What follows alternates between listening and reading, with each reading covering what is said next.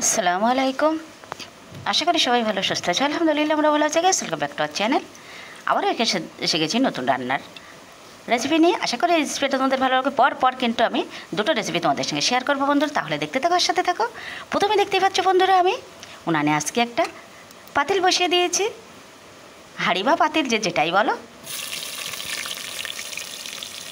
পাতিলটা গরম হয়ে গেছে, দিয়ে দিলাম আমি পরিমাণ মতো তেল। তারপরে দিয়ে দিলাম গোটা গরম মশলা।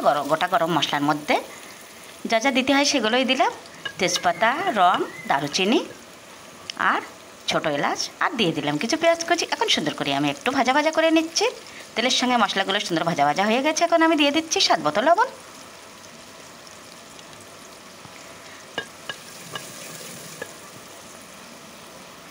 লবণটা দিয়ে আমি আরও একটু সুন্দর করে নাড়িয়ে নিচ্ছি।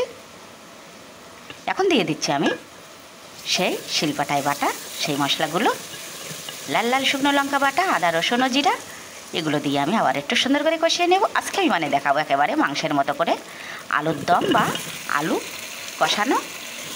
একেবারে আজকে কিন্তু আমি খোসাটা ফেলিনি বন্ধুরা। এই খোসাওয়ালা আলুটা একদিন বানিয়ে দেখো, কত সুন্দর টেস্ট হয়, দারুণ দারুণ টেস্ট হয়। এভাবে কিন্তু তোমরা একদিন বানিয়ে দেখো। সুন্দর করে খোসার আলুগুলো আমি কেটে ধুয়ে রেখেছিলাম। এখন আমি মশলার মধ্যে সুন্দর করে আমি কষিয়ে নেব। দিয়ে দিলাম আমি একটু হলুদের গুঁড়ো, আর দিয়ে দিলাম লাল লাল লঙ্কার গুঁড়ো, কালারটা সেই সুন্দর হবে। এখন আমি সুন্দর করে অনেকক্ষণ ধরে কষিয়ে নেব। তোমরা চাইলে বন্ধুরা আলুটা কিন্তু একটু সিদ্ধ করেও নিতে পারো। আমি আর সিদ্ধ করে নেইনি, একেবারে সুন্দর করে মাংসের মতো কষিয়ে কষিয়ে রান্না বানাবো। এই রান্নাটা খেতে কিন্তু সেই স্বাদ হয়। এই রান্নাটায় কিন্তু আমি ডিমও দেবো না, মাছও দেবো না, কেবলমাত্র আলু কষানো বা আলুর দমও বলা যেতে পারে। সুন্দর করে কষিয়ে আমি এখন একটু জল দিয়ে দিলাম, আলুটা একটু সিদ্ধ হোক। আর এখন দিয়ে দেবো ঢাকনা। সুন্দর করে ভালোবেসে কষিয়ে কষিয়ে ধৈর্য ধরে রান্না করলে কিন্তু সেই রান্নাটা খেতে খুবই টেস্ট হয়। আর এর সাথে কিন্তু আমি আর একটা সুন্দর জিনিস রেখেছি, সেটাও এরপরের।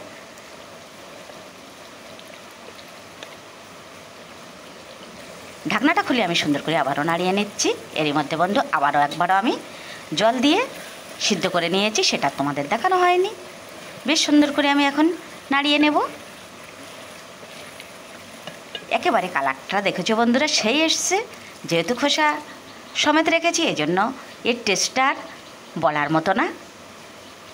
বেশ সুন্দর করে কষানোর পরে একেবারেই কিন্তু আমি অনেকক্ষণ ধরে একটু নাড়িয়ে নিয়েছি, একেবারে আলুগুলো যেন গোটা না থাকে। সেই জন্য আমি সুন্দর করে এখন ঝোল দিয়ে দিয়েছি। ঝোল দিয়ে ঢাকনাটা দিয়ে দিলাম। ঢাকনাটা খুলে এখন আমি দেখে নিচ্ছি। একেবারেই আমার আলুর দম বা আলু কষানো একেবারেই রেডি। যেটুকু ঝোল রাখবো কিন্তু ওটা ওই আলু টেনে নেবে, আর খেতে কিন্তু খুব সুন্দর হয়েছিল। এখানে আমি কিছু কচু শাক আনিয়ে নিয়েছি। হাজব্যান্ডকে বলেছিলাম, আমাদের ঘরের পিছনে অনেক কচু গাছ আছে, সেখান থেকেই তুলে এনেছি। যেহেতু বর্ষাকাল অনেক জোক আছে, এই জন্য আমি আর যাইনি। এখন কেউ আগে কিন্তু শুধু আমিই খেতাম, এখন কিন্তু বাড়িতে সবাই খায়। এই রেসিপিটা কিন্তু ইলিশ মাছের মাথা ছাড়াও রান্না করা যায় বন্ধুরা। আজকে আমি কিন্তু চিংড়ি দিয়ে বানাবো, আর খেতেও কিন্তু সেই সুন্দর হয়েছিল। এখন আমি কচু পাতাটা সিদ্ধ করতে বসিয়ে দিয়ে এই আলু রান্নার সেই ফাইনাল লুকটা তোমাদের দেখিয়ে নিলাম।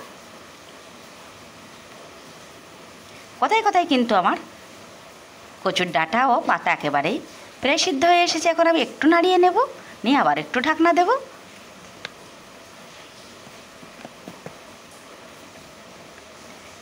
একেবারে বিনা সারে তৈরি এই দেশি কচুর ডাঁটা বা শাক রান্না করলে খুব খুব মজা হয়।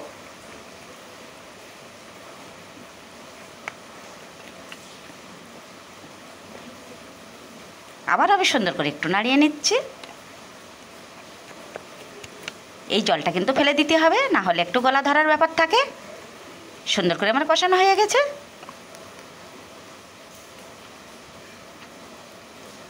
এখন আমি উনানে একটা কড়াই বসিয়ে দেব।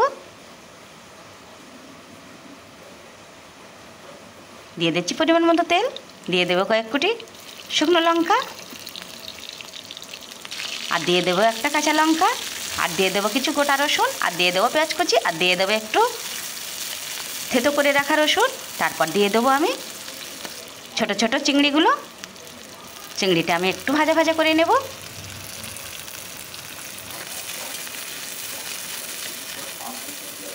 গোটা রসুনগুলো অবশ্যই দেবে।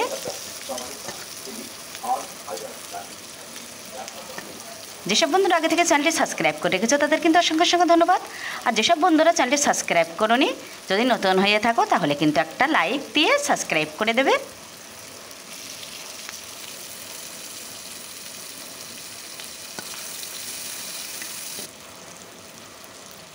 একেবারেই আমার সব মশলাগুলো ভাজা রেডি চিংড়ির সঙ্গে।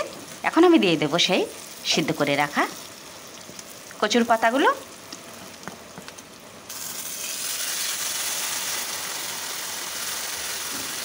এখন অনবরত নাড়তে হবে, একেবারেই জলটা শুকিয়ে যাবে।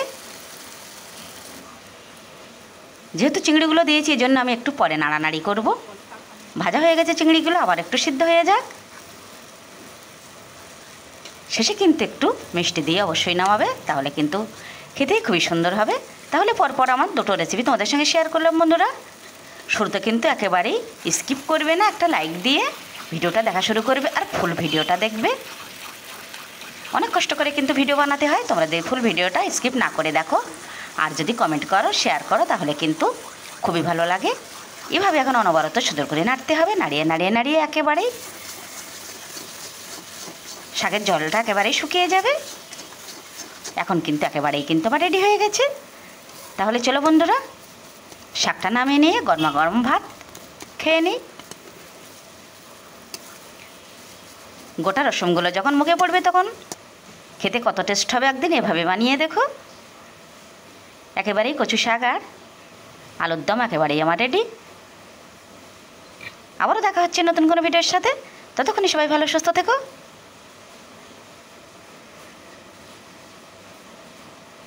তাহলে খাওয়াটা শুরু করে দিই।